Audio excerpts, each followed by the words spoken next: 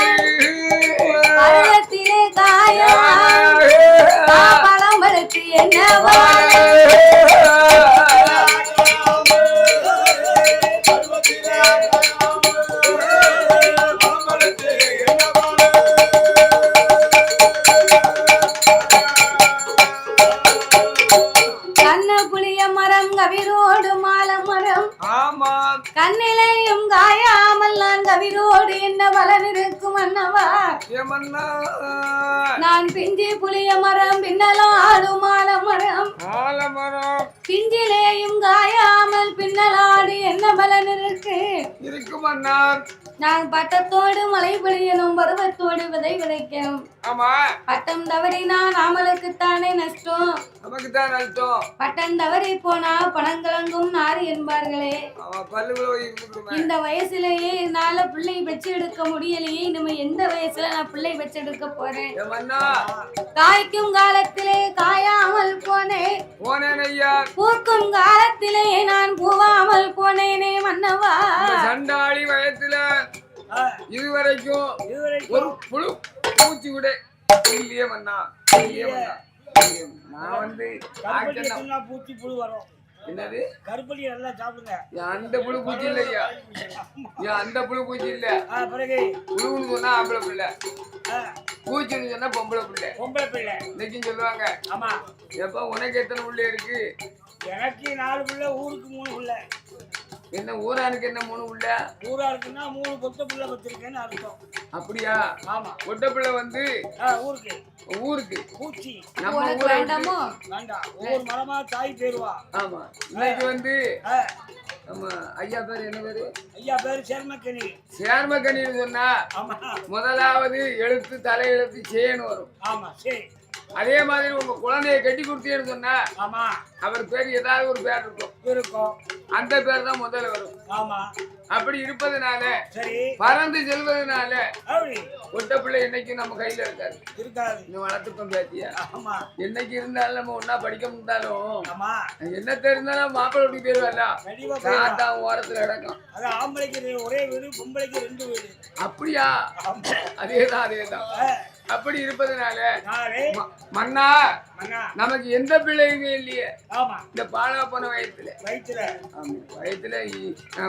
என்னது கட்டணும் தெரியுமா பிரண்டையை தான் கட்டணும் பிரண்டையை கட்டினாலும் கூட பிள்ளை பிறக்காது அதனால ஏன் நாகராஜா மன்னவா மன்னா இதுவரைக்கும் நாமள பிள்ளை இல்லாமலே இருந்து விட்டோம் ஆமா நாளை ஒரு காலத்தில் வாழ்ந்து முடிந்து நாமல் வைகுண்டம் சேரும் காலம் வந்தா ஆமா எனக்கு லேசா போச்சு நம்மள வழி அனுப்ப ஒரு குழந்தை கிடையாது பாட்டுக்கு வாரத்துல போய் சேர்ல இருந்துக்கிட்டேன். சேர்ந்தனப்ப இரு பேர்களுக்கும் சிவலோகம் போனோமையானால் ஆனாம் நாமளை சிவலோகம் அனுப்புவதற்கு ஒரு குழந்தை கிடையாது.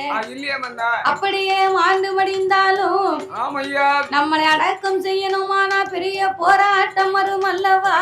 என்ன போராட்டம் நடக்கும்? மன்னா தாங்கரையோ கரையோ அங்கங்கரைக்கே அங்கங்கரைக்கே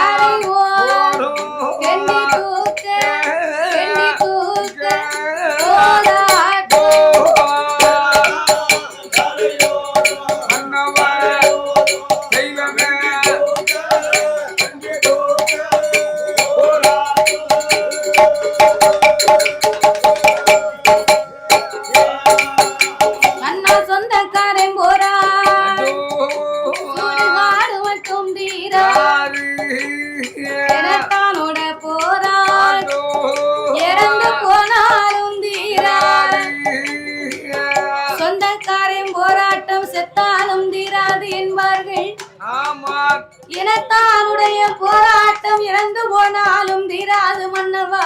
சபை எடுப்பார் முன்னால கதவடப்பார் பின்னால. சொக்காருடைய வேலையா தானே? எப்ப இடத்த காலி பண்ணலாம் கதவை கூட்டிடுவோம். எப்ப ஆட்டிக்கறி சாப்பிடலாம்? ஆமா அங்க சவத்தை தான் தூக்கிருப்பாங்க. கதவை சிக்கன் கூட்டிடுவான்.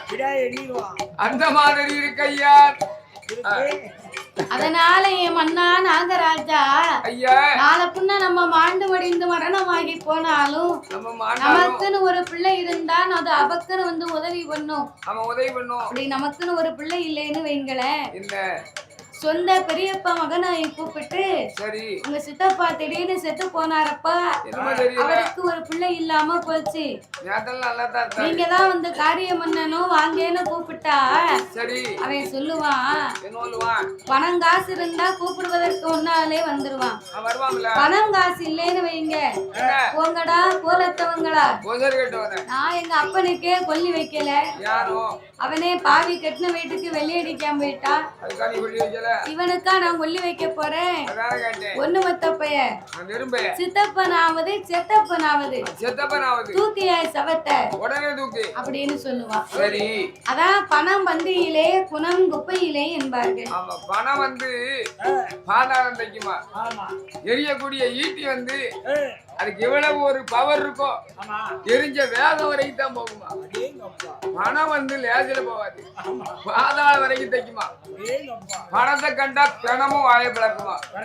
அந்த கதை போல 10 பணம் நம்மகிட்ட இருக்கணும். இங்க எங்க பெரியப்பன் நான் தான் வைப்பேன் கொல்லி, அதனால நீங்க வந்துட்ட அதனாலே பணம் பந்தியிலே குணம் குப்பையிலே என்பார்களே.